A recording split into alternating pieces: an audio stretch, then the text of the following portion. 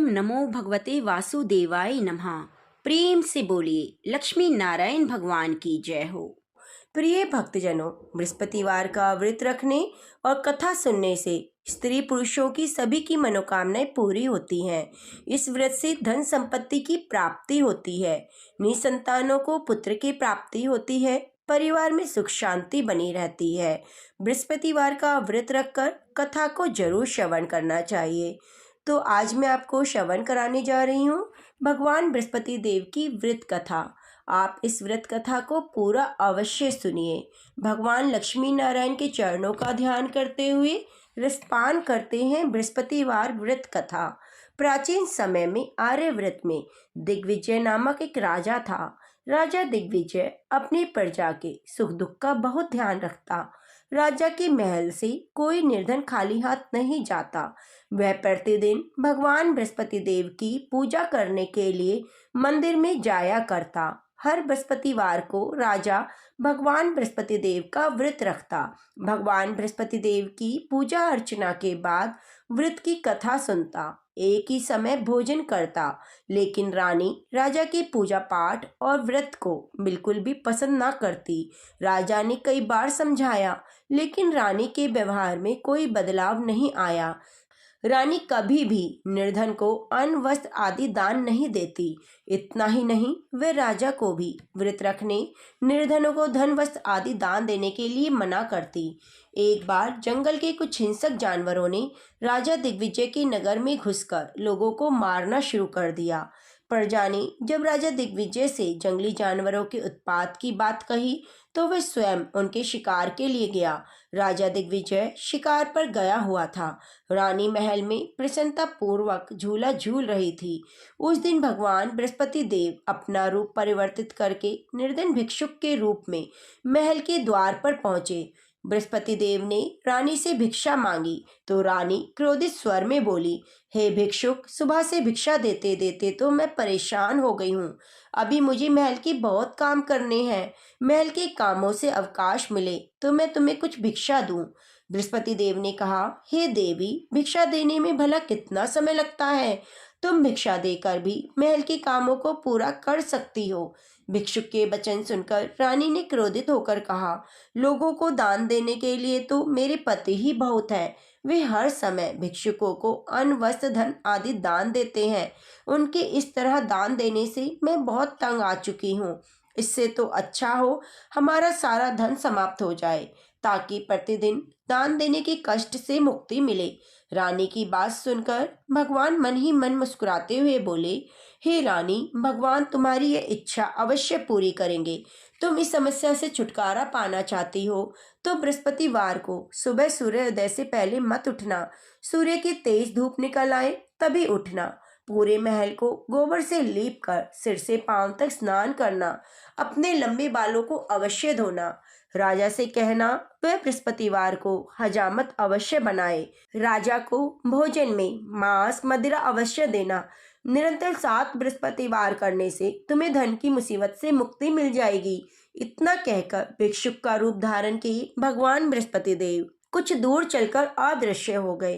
रानी अपने पति की दान देने की आदत से बहुत परेशान हो चुकी थी, इसलिए कुछ सोचकर उसने परेशानी से छुटकारा पाने के लिए भिक्षुक की बताई बातों का पालन करने का निश्चय किया।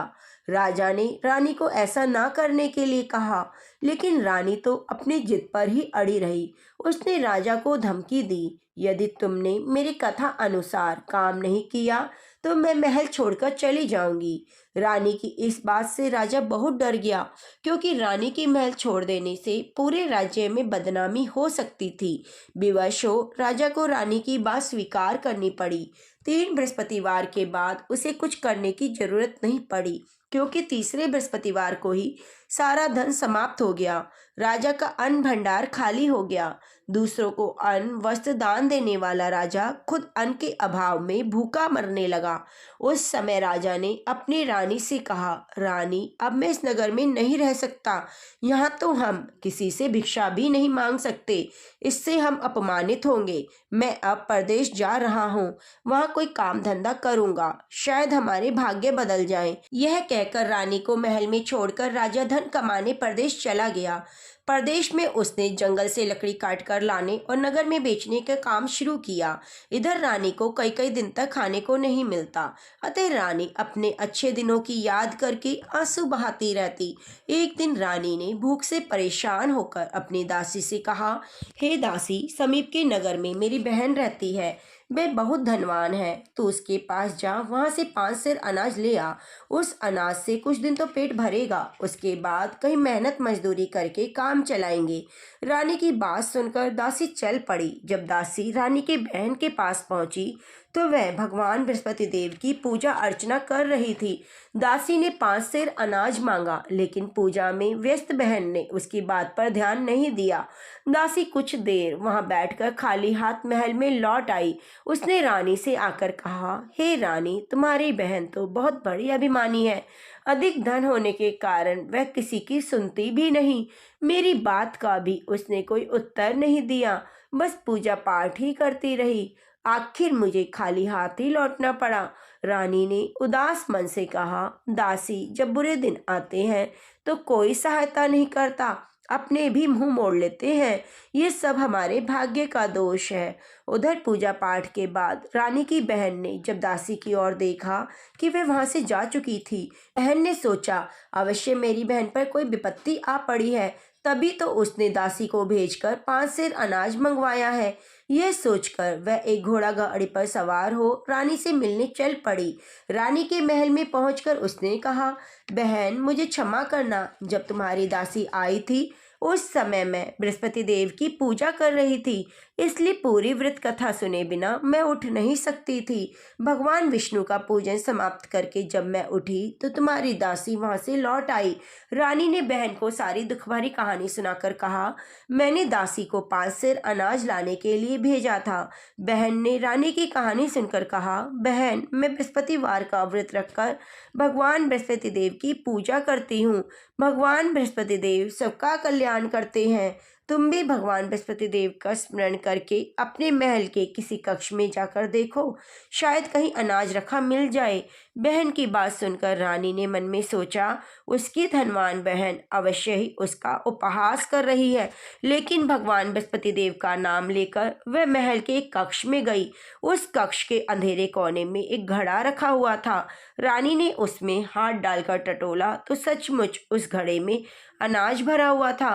रानी बहुत हैरान हुई। उसने अपनी बहन से कहा, हे बहन, मुझे भी भगवान बृहस्पति देव के व्रत की विधि बताओ, अब मैं भी उनका व्रत रखूंगी। तब बहन ने उसे बताया, हे रानी बहन, बृहस्पतिवार को सूर्योदय से पूर्व उठकर स्नान करके भगवान बृहस्पति देव का व्रत रखना चाहिए, लेकिन सिर नहीं धोना चाहिए। चने की दाल, मुनक्का, किशमिश लेकर केले के वृक्ष के पास जाकर उसकी जड़ में भगवान बृहस्पति देव की पूजा करनी चाहिए। घी का दीपक जलाकर रखना चाहिए। उस दिन एक समय ही भोजन करें। भोजन में चने का आटा, पीले खाद्य पदार्थ ही ग्रहण करें। बृहस्पतिवार का व्रत रखने से घर में धन धान्य की वृद्धि होती है, अनाज से भंडार भर जाते हैं। इस व्रत के विधिवत करने से निसंतान को संतान की प्राप्ति होती है। बहन के वचन सुनकर रानी ने तुरंत ही भगवान बृहस्पति देव का व्रत रखने का निश्चय कर लिया। 7वें दिन जब बृहस्पतिवार आया तो रानी ने बृहस्पतिवार का व्रत रखा। कहीं से मांगकर चने और गुड़ का प्रबंध किया। चने की दाल से केले की जड़ में विष्णु भगवान का पूजन किया और घी का दीपक जलाकर भगवान बृहस्पति देव की पूजा की। रानी विष्णु भगवान के भोग के लिए पीले अन्न का कहीं से प्रबंध ना कर सकी, अतः वह मन ही मन परेशान होने लगी। उधर भगवान बृहस्पति देव रानी के विधिवत व्रत रखने के कारण बहुत खुश हुए और अपना रूप परिवर्तित करके 2 थालियों में पीला भोजन लेकर रानी के पास पहुंचे। भगवान बृहस्पति देव ने दासी से कहा, हे दासी, मैं तुम्हारी रानी के लिए व्रत का पीला भोजन लाया हूँ। भोजन देकर वह चले गए। दासी ने रानी से भगवान बृहस्पति देव को भोग लगाकर भोजन करने के लिए कहा। रानी को कुछ पता नहीं था। वह दासी से बोली, दासी, क्यों निर्धनता पर मेरा उपहास करती हो? तब दासी ने कहा, अभी अभी कोई आदमी मुझे 2 थालियों में पीला भोजन देकर गया है। वेशभूषा से मुझे वह पुजारी लगता था। रानी ने भगवान बृहस्पति देव को भोग लगाया, फिर बचा हुआ भोजन दासी के साथ बैठकर ग्रहण किया। रानी प्रत्येक बृहस्पतिवार को विधिवत व्रत रखकर भगवान बृहस्पति देव की पूजा करने लगी। रानी के व्रत रखने से भगवान बृहस्पति देव बहुत खुश हुए। रानी के महल में धन की वर्षा होने लगी। कुछ ही दिनों में रानी के पास काफी धन एकत्रित हो गया। अन्न के भंडार भी भर गए। इतना सब होने से रानी पहले की तरह आलसी और अभिमानी हो गई। एक दिन रानी ने किसी भिक्षुक को आलस्य के कारण खाली हाथ लौटा दिया तो दासी ने कहा, रानी जी, आप फिर पहले की तरह धन संपत्ति पाकर आलसी हो गई हो। निर्धन को अपने द्वार से खाली हाथ लौटाना अच्छा नहीं होता। भगवान बृहस्पति देव की अनुकंपा से हमें अत्यधिक धन और अन्न मिला है, इसलिए आलस्य छोड़कर हमें निर्धनों को दिल खोलकर दान देना चाहिए। दान देने से आपके परिवार का नाम होगा। भगवान बृहस्पति देव प्रसन्न होकर आपका कल्याण करेंगे। दासी की बात सुनकर रानी ने निर्धनों को फिर से दान देना शुरू कर दिया। कई निर्धन ब्राह्मणों को धन देकर उनकी कन्याओं के विवाह में सहायता की। रानी की सब जगह प्रशंसा होने लगी। धन संपत्ति मिलने के बाद रानी को राजा की याद सताने लगी। रानी ने एक दिन दासी से कहा, दासी, पता नहीं मेरे स्वामी परदेश में किस हालत में है, मुझे उनका पता लगाना चाहिए। रानी ने पूजा के समय भगवान बृहस्पति देव से प्रार्थना की, उनके पति को जल्दी घर लौटने का स्मरण कराए। उसी रात भगवान बृहस्पति देव प्रदेश में रह रहे राजा दिग्विजय के स्वप्न में आकर बोले, हे राजन, तुम अपने नगर को लौट जाओ, तुम्हारी रानी तुम्हें याद कर रही है। राजा सुबह उठकर लकड़ियां काटकर लाने के लिए जंगल की ओर चल पड़ा। जंगल से गुजरते हुए वह सोचने लगा कि रानी की गलती से उसे कितने दुख भोगने पड़े हैं। राजपाट छोड़कर प्रदेश में आकर रहना पड़ा है। जंगल से लकड़ियां काटकर नगर में बेचकर गुजारा करना पड़ा। उसी समय बृहस्पति भगवान एक सन्यासी के वेश में राजा के पास पहुंचे। भगवान ने राजा से पूछा, हे लकड़हारे, तुम किस चिंता में डूबे हो? राजा ने दुखी मन से अपनी सारी बात उस सन्यासी को बताई। उसकी कथा सुनकर सन्यासी ने कहा, हे लकड़हारे, तुम्हारी पत्नी ने भिक्षुक को धन नहीं देने के कारण आलस्य किया। इससे भगवान बृहस्पति देव क्रोधित हो गए। उनके क्रोधित होने से तुम्हारी ऐसी हालत हुई। लेकिन अब चिंता करने की बात नहीं है। तुम घर लौटकर विधिवत भगवान बृहस्पति देव का व्रत रखना आरंभ कर दो। बृहस्पतिवार का व्रत रखकर चने की दाल और गुड़ को जल से भरे बर्तन में डालकर केले के वृक्ष की पूजा करो। उसके बाद व्रत की कथा सुनो। स्वयं भी व्रत कथा कह सकते हो। इस प्रकार व्रत करने से भगवान बृहस्पति देव तुम्हारी सभी मनोकामनाएं पूरी करेंगे। राजा ने सन्यासी से कहा, हे सन्यासी, मैं भगवान बृहस्पति देव की पूजा करना तो चाहता हूँ, लेकिन लकड़ियाँ काटकर बेचने से बस अपना पेट ही भर पाता हूँ। भगवान की पूजा के लिए धन कहाँ से लाऊं? राजा की बात सुनकर सन्यासी का रूप धारण किए भगवान बृहस्पति देव ने कहा, भगवान बृहस्पति देव का स्मरण कर तुम जंगल से लकड़ियाँ काटना, फिर उन्हें नगर में ले जाकर बेचना। तुम्हें इतना धन मिल जाएगा कि तुम अपने भोजन के साथ गुड़ और चने भी खरीद सकोगे। यह कहकर सन्यासी ने भगवान बृहस्पति देव की कथा लकड़हारे को सुनाई। प्राचीन समय में बसंतपुर नगर में एक निर्धन ब्राह्मण रहता था। ब्राह्मण की कोई संतान नहीं थी। उसकी पत्नी बहुत फूहड़ औरत थी। वे सुबह काफी धूप निकलने के बाद उठती और कभी भी पूजा पाठ नहीं करती। प्रतिदिन स्नान भी नहीं करती। भगवान की पूजा करने की तो सोचती भी नहीं। सुबह उठते ही पहले भोजन करती। घर में सफाई करना बिल्कुल पसंद नहीं था। ब्राह्मण अपनी पत्नी के इस आचरण से बहुत दुखी रहता। भगवान की अनुकंपा से ब्राह्मण की पत्नी गर्भवती हुई। उसने 10वें महीने में एक सुंदर कन्या को जन्म दिया। निर्धन ब्राह्मण कन्या के जन्म से बहुत दुखी हुआ। धीरे धीरे ब्राह्मण की कन्या बड़ी होने लगी। बचपन से ही उस कन्या की रुचि भगवान विष्णु की पूजा में थी। वह प्रातः उठते ही स्नान आदि करके विष्णु भगवान की पूजा करने के लिए मंदिर में जाती। बृहस्पतिवार को व्रत रखकर विधिवत पूजा पाठ करती। फिर पढ़ने के लिए पाठशाला जाती। घर से चलते हुए वह मुट्ठी भर जौ लेकर जाती और रास्ते में थोड़े थोड़े जौ गिराती जाती। जब वह पाठशाला से घर लौटती तो जौ के दाने सोने में बदले हुए मिलते। लड़की सभी सोने के दाने बीन लाती थी। एक दिन जब वह सोने के दानों को साफ कर रही थी तो उसकी माँ ने कहा, बेटी, सोने के दाने साफ करने के लिए सोने का सूप होना चाहिए। अगले दिन बृहस्पतिवार था। उसने भगवान बृहस्पति देव की पूजा करते हुए प्रार्थना की, हे भगवान, यदि मैंने आपका व्रत विधिवत किया है तो मुझे सोने का सूप दे दो। भगवान बृहस्पति देव ने उसकी मनोकामना पूरी करने का वचन दिया।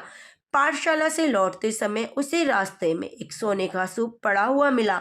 घर लौटकर सोने का सूप अपनी माँ को दिखाकर वह सोने के दाने साफ करने लगी। उस सुंदर लड़की को सोने के सूप में जौ साफ करते देख राजकुमार उस पर मोहित हो गया। महल में लौटकर राजकुमार ने राजा से उस लड़की से विवाह करने की इच्छा प्रकट की तो राजा ने ब्राह्मण को महल में बुलाकर राजकुमार से उसकी लड़की के विवाह की बात कही। ब्राह्मण सहर्ष तैयार हो गया। धूमधाम से लड़की का विवाह राजकुमार से हो गया। दुल्हन बनकर ब्राह्मण की लड़की महल में चली गई। लड़की के चले जाने से ब्राह्मण फिर से निर्धन हो गया। उसे कई कई दिनों तक खाने को कुछ भी नहीं मिलता। बहुत दुखी होकर ब्राह्मण एक दिन अपनी लड़की के पास गया। अपने पिता से निर्धनता का समाचार सुनकर बहुत सा धन देकर पिता को विदा किया। उस धन से ब्राह्मण के कुछ दिन तो आराम से गुजर गए, लेकिन जल्दी ही सारा धन समाप्त हो गया। फिर भूखों मरने की नौबत आ गई। ब्राह्मण अपनी लड़की से धन लेने के लिए फिर महल में पहुंचा। लड़की ने पिता की बुरी हालत देखकर कहा, पिताजी, आखिर आप कब तक मुझसे धन लेकर जीवन यापन करेंगे? आप कोई ऐसे उपाय क्यों नहीं करते जिससे आपका घर भी धन संपत्ति से भर जाए? ब्राह्मण ने कहा, मैंने तेरी माँ को बहुत समझाया पर उसकी कुछ भी समझ में नहीं आता। उसका फूहड़पन नष्ट हो तो घर की निर्धनता भी दूर हो जाए। तब कुछ सोचकर लड़की ने अपने पिता से कहा, पिताजी, आप कुछ दिनों के लिए माँ को मेरे पास छोड़ दो। ब्राह्मण अपनी पत्नी को लड़की के पास महल में छोड़ आया। लड़की ने अपनी माँ से कहा, माँ, तुम प्रातःकाल उठकर स्नान करके भगवान बृहस्पति देव की पूजा करना।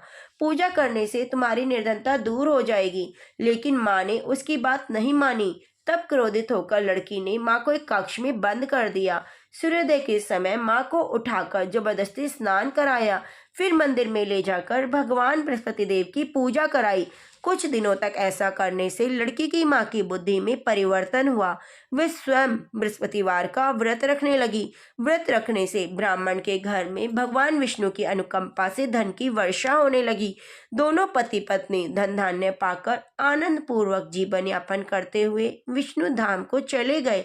लकड़हारा बने राजा ने सन्यासी से भगवान बृहस्पति देव की यह कथा सुनकर बृहस्पतिवार का व्रत रखने का नियम लिया। उस दिन से उसके सभी कलेश दूर हो गए। लेकिन अगले बृहस्पतिवार को कामकाज की अधिकता के कारण भगवान बृहस्पति देव का व्रत नहीं रखा। इससे भगवान बृहस्पति देव उस पर बहुत क्रोधित हुए और भूल की सजा दी। उस दिन नगर के राजा ने नगर में घोषणा करके सबको सूचित किया कि प्रत्येक नागरिक मेरे महल में भोजन करने आएगा। जो नहीं आएगा उसे भारी दंड दिया जाएगा।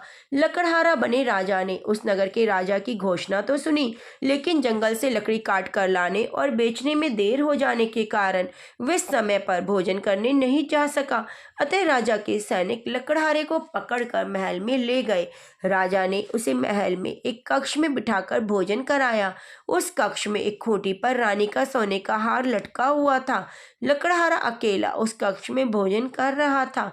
तभी उसने एक आश्चर्यजनक घटना घटते देखी। देखते ही देखते खूंटी हार को निगल गई। थोड़ी देर के बाद नगर के राजा ने हार को गायब देखा तो लकड़हारे को कारावास में डलवा दिया। लकड़हारा मन ही मन अपने भाग्य को कोसने लगा। तभी उसे जंगल में मिले सन्यासी का स्मरण हो आया। थोड़ी देर में भगवान बृहस्पति देव सन्यासी के रूप में उसके सामने प्रकट हुए और कहा, हे लकड़हारे, तूने भगवान बृहस्पति देव की पूजा नहीं की, इसी कारण तुम्हें कष्ट हुआ है। लेकिन अब चिंता मत करो, बृहस्पतिवार के दिन कारागार के दरवाजे पर पड़े पैसे मिलेंगे। भगवान बृहस्पति देव का व्रत रखकर उन पैसों से पूजा सामग्री मंगाकर पूजा करोगे तो तुम्हारे सभी दुख दूर हो जाएंगे। बृहस्पतिवार के दिन दरवाजे पर पड़े पैसों से चने और गुड़ मंगाकर लकड़हारे ने बृहस्पतिवार की कथा सुनाई तो भगवान बृहस्पति देव ने प्रसन्न होकर उस नगर के राजा को स्वप्न में लकड़हारे को कारागार से मुक्त करने को कहा। सुबह राजा ने अपने कक्ष में जाकर देखा तो खूंटी पर रानी का हार मिल गया। राजा ने लकड़हारे को मुक्त कर दिया और बहुत सा धन आभूषण देकर विदा किया। लकड़हारा बना राजा उस नगर से चलकर अपने नगर पहुंचा। उस उस नगर में कुएं, धर्मशाला, बाग बगीचे देखकर बहुत खुश हुआ। राजा ने एक व्यक्ति से पूछा, ये कुएं, धर्मशाला किसने बनवाई है? उस व्यक्ति ने राजा को बताया, ये सब रानी और दासी ने बनवाए हैं। राजा नगर के जिस भी आदमी से इसके बारे में पूछता तो सभी रानी और दासी का नाम बताते। राजा जब महल में पहुंचा तो रानी ने उसका भव्य स्वागत किया। तब राजा ने निश्चय किया कि सप्ताह में एक बार तो सभी बृहस्पति देव का व्रत पूजन करते हैं, परंतु मैं प्रतिदिन व्रत किया करूंगा, दिन में 3 बार कथा कहा करूंगा। अब राजा हर समय दुशाले में चने की दाल बांधे रहता, दिन में 3 बार बृहस्पति देव की कथा कहता। कुछ दिनों के बाद राजा को अपनी बहन की याद आई। एक दिन घोड़े पर सवार होकर राजा अपनी बहन से मिलने चला। अभी राजा नगर के बाहर ही पहुंचा था कि कुछ लोगों को एक शव ले जाते हुए देखा। राजा को स्मरण हो आया कि आज उसने किसी को बृहस्पतिवार की कथा नहीं सुनाई। राजा ने लोगों को रोककर कहा, अरे भैया, आप मेरा बृहस्पतिवार की कथा सुन लो शव ले जाने से पहले। तो लोगों ने क्रोधित होते हुए कहा, तुम पागल तो नहीं हो गए हो? लेकिन कुछ बूढ़े लोगों ने कहा, अच्छा भाई, कथा भी सुना लो, चलते चलते हम तुम्हारी कथा सुन लेंगे। राजा ने चलते हुए आधी कथा ही सुनाई थी कि शव हिलने लगा। राजा की पूरी कथा सुनते ही शव उठकर बैठ गया। लोगों ने हैरानी से दांतों तले अंगुली दबाई और बृहस्पतिवार के दिन भगवान बृहस्पति का व्रत रखने और कथा सुनने का निश्चय कर लिया। घोड़े पर सवार राजा चलते हुए किसान के पास पहुंचा। किसान अपने खेत में हल चला रहा था। उसे देखकर राजा ने कहा, अरे भाई, मेरी बृहस्पतिवार की कथा सुन लो। किसान झुंझलाकर बोला, हे भाई, तुम देखते नहीं हो, जितनी देर में तुम्हारी कथा सुनूंगा उतनी देर में पूरे खेत में हल चला लूंगा। राजा निराश होकर चलने लगा। तभी किसान के बैल लड़खड़ाकर जमीन पर जा गिरे। किसान के पेट में जोरों का दर्द होने लगा। किसान की पत्नी जब खाना लेकर आई तो उसने किसान से इस बारे में पूछा। किसान ने घुड़सवार की पूरी कहानी सुनाई। किसान की पत्नी दौड़ती हुई राजा के पास पहुंचकर हाथ जोड़कर बोली, भैया, मैं तुम्हारी कथा सुनने को तैयार हूँ। राजा ने उसके खेत पर पहुंचकर बृहस्पतिवार की कथा सुनाई। कथा समाप्त होते ही बैल उठकर खड़े हो गए। किसान के पेट का दर्द भी ठीक हो गया। राजा बहन के घर पहुंचा तो उसकी बहुत आबा भगत हुई। अगले दिन सुबह उठकर राजा ने देखा घर के सभी लोग भोजन कर रहे हैं। किसी भूखे को बृहस्पतिवार की कथा सुनाए बिना राजा भोजन नहीं करता था। उसने बहन से कहा, बहन, घर में क्या ऐसा व्यक्ति है जिसने अभी तक भोजन ना किया हो? उसकी बहन बोली, भैया, हमारे घर में तो क्या, पूरे नगर में कोई ऐसा व्यक्ति नहीं मिलेगा जिसने सुबह सुबह भोजन ना किया हो। तब राजा ने बहन के घर से निकलकर उस नगर में बिना भोजन किए व्यक्ति की तलाश की। एक गडरिये के घर में उसका बेटा बीमार होने के कारण भूखा रह गया था। राजा ने उस बेटे को जाकर बृहस्पतिवार की कथा सुनाई। कथा सुनते सुनते ही गडरिये का बीमार बेटा ठीक हो गया। सबने राजा की बहुत प्रशंसा की। एक दिन राजा ने अपनी बहन से कहा, बहन, हम घर को जाना चाहते हैं, तुम भी मेरे साथ चलो, कुछ दिन वहां रहकर लौट आना। राजा की बहन ने अपनी सास से पूछा तो सास ने ताने देते हुए कहा, बहू, मायके जाना, अकेली जाना, मेरे पोतों को नहीं लेके जाना। तुम्हारे भाई के कोई संतान नहीं है, कहीं तुम्हारी भाभी मेरे पोतों पर कोई जादू टोना ना कर दे। दूसरे कक्ष में बहन की सास की बात सुनकर राजा बहुत दुखी हुआ। अकेला ही अपने नगर को लौट पड़ा। अब वह नगर में पहुंचा तो रानी ने राजा से कहा, आप तो अपनी बहन को लाने गए थे, फिर बहन को क्यों नहीं लाए? राजा ने दुखी होते हुए कहा, हे रानी, हम निसंतान हैं, हमारे घर कोई आना पसंद नहीं करता। रानी ने राजा को समझाया, हे प्राणनाथ, हमें बृहस्पति देव ने सब कुछ दिया है, अब भगवान बृहस्पति देव हमें संतान भी अवश्य देंगे। बृहस्पतिवार को विधिवत व्रत रखते हुए राजा रानी ने भगवान बृहस्पति देव से संतान के लिए प्रार्थना की। कुछ ही दिनों में उन्होंने स्वप्न में दर्शन देते हुए कहा, हे राजन, तेरी मनोकामना पूरी होगी। एक सप्ताह बाद रानी गर्भवती हुई। 10वें महीने के आरंभ में एक सुंदर पुत्र को जन्म दिया। राजा रानी जीवन पर्यंत बृहस्पतिवार का व्रत रखते रहे। उनके घर में धन की वर्षा होती रही। आनंद पूर्वक जीवन यापन करते हुए राजा रानी भगवान बृहस्पति देव की अनुकंपा से मोक्ष को प्राप्त कर बैकुंठ धाम को गए। बृहस्पतिवार को विधिवत व्रत रखकर जो स्त्री पुरुष भगवान विष्णु की पूजा करता है, भगवान उसकी सभी मनोकामनाएं पूरी करते हैं। तो प्रेम से बोलिए, विष्णु भगवान की जय हो, लक्ष्मी मैया की जय हो, श्रीमन नारायण नारायण हरि हरि। तो प्रेम से बोलो, श्रीमन नारायण नारायण हरि हरि। लक्ष्मी नारायण भगवान की जय हो, सत्यनारायण भगवान की जय हो, बृहस्पति देव की जय हो।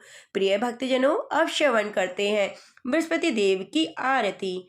जय बृहस्पति देवा स्वामी, जय बृहस्पति देवा, छिन्न छिन्न भोग लगाऊं कदली फल मेवा। ओम जय बृहस्पति देवा। तुम्हें पूर्ण परमात्मा, तुम्हें अंतर्यामी स्वामी, तुम्हें अंतर्यामी, जगत पिता जगदीश्वर, तुम सबके स्वामी। ओम जय बृहस्पति देवा। चरणामत निज निर्मल, सभी पातकी हरता स्वामी, सभी पातकी हरता, सकल मनोरथ दायक, कृपा करो भरता। ओम जय बृहस्पति देवा। तन मन धन अर्पण करे, जो जन शरण पड़े स्वामी, जो जन शरण पड़े, प्रभु प्रकट तभी हो करे, आ करे द्वारे खड़े। ओम जय बृहस्पति देवा। दीन दयाल दयानिधि, भक्तन हितकारी स्वामी, भक्तन हितकारी, पाप दोष सभी हरता, भव बंधन हारी।